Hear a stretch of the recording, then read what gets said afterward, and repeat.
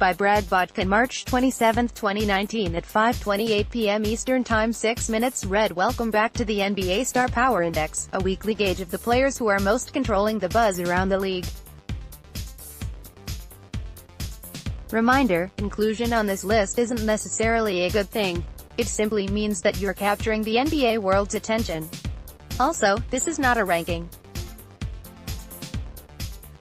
The players listed are in no particular order as it pertains to the buzz they're generating. This column will run every week through the end of the regular season. View profile. Booker, for whatever reason, is a polarizing player among NBA Twitter experts.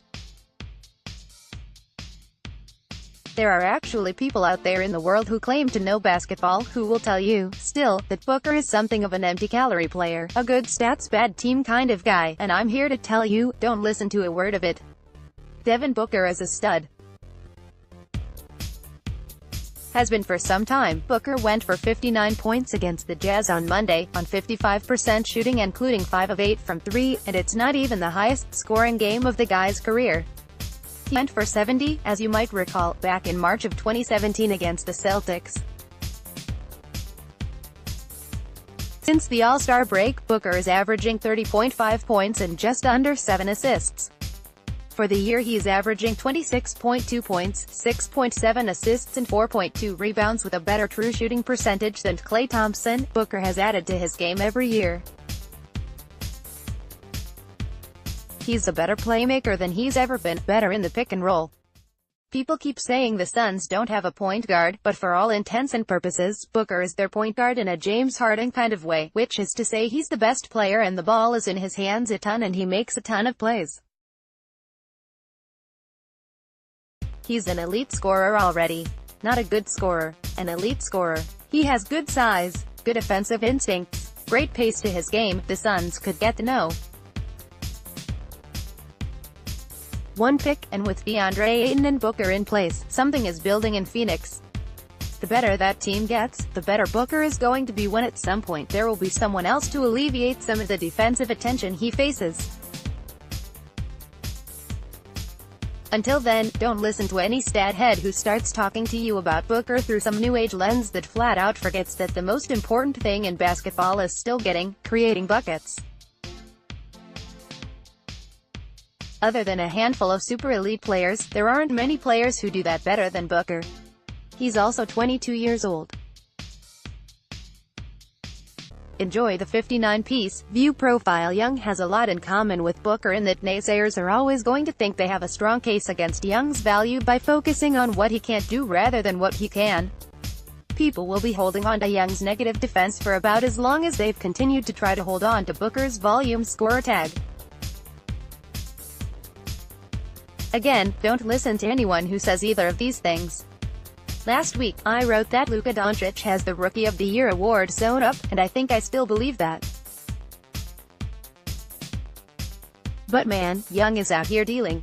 His last 3 games, 33 points, 12 assists, 32 points, 11 assists, 23 points, 11 assists at this point. The only thing keeping Young from the top of the Rookie of the Year list is his slow shooting start to the season. Had he had it going from the start like he has for the last few months, even Doncic would have had a hard time keeping up. This dude Young is sensational with the ball. Like, a couple times in a generation brilliant. Look at the company he's not just in, but surpassing. Trae Young recorded his 6th 30-point, 10-assist game this season, passing Stephen Curry and Michael Jordan for second most by a rookie in NBA history. Only Oscar Robertson has more with 25 in 1960-61. HT at eliassportspick.twitter.com/ZealJwemi, ESPN Stats. His size will never be an advantage. But there is a Steve Nash ceiling in him. That is not an overstatement. Young might not ever shoot the same percentages as Nash, but he could still impact the game way more as a scorer given the volume and range of his shots and the threat they pose, and his playmaking can be every bit of what Nash's was. Also remember, the Hawks received Dallas' 2019 first-round pick in addition to Young when they traded away Doncic. That's going to be a lottery pick. Atlanta also has its own pick. That's 2 lottery picks coming up. John Collins is turning into a budding all-star. The Hawks are doing some things. View profile. Don't look now, but the Hornets, winners of 4 straight, are just 1 game back in the loss column of the No. 8th seed in the East entering Wednesday. Walker went for 38 points, 11 assists and 9 rebounds in a huge overtime win over San Antonio on Tuesday. He went for 36 points, 11 rebounds and 9 assists in a win over Boston last Saturday. In between, the Hornets also beat Toronto, so it's not like this winning streak is happening against cupcakes. Walker deserves to be in the playoffs. The Hornets have struggled to win so many close games this year, but this is a capable team, and Walker is a star that needs to be on the big stage. Orlando is red hot as well, but there are multiple paths into the postseason for Charlotte. Brooklyn could drop out. So could Detroit. Miami is already sinking. Walker will be a huge free agent this summer, and a lot of his decision whether to remain in or leave Charlotte could be impacted by whether they make the playoffs. This is a potentially franchise-altering stretch run for that organization. View profile. The Bucks beat the Rockets in what was deemed something of an MVP showdown. James Harden was held in check with 23 points on 9 of 26 shooting, including 1 of 9 from 3. Giannis had 19 points and 14 rebounds. The game shouldn't have swayed voters one way or the other. Giannis should be the MVP, and it really shouldn't be that difficult of a decision. He's been the best player on the best team all year long. Of the last 15 MVPs, only 2 of them have come from a team that wasn't a No.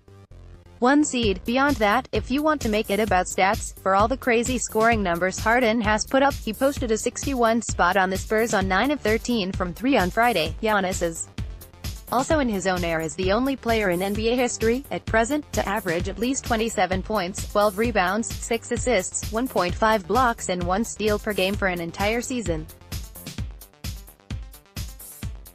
Give the man his hardware, even if it's not at the top of his list of priorities. View profile. This is awful. Nurkic is in the news for just about the worst basketball reason possible. He suffered a gruesome fracture of his left tibia and fibula that conjured stomach-turning images of the Gordon Hayward and Paul George injuries. I'm not going to put the images here or show the video. There's a good chance you've seen it.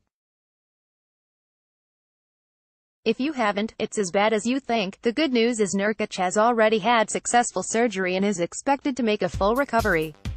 We'll have to wait and see what that looks like. George came back late in the next season and hasn't since shown any signs that he's not every bit the player, if not a better one, that he was before.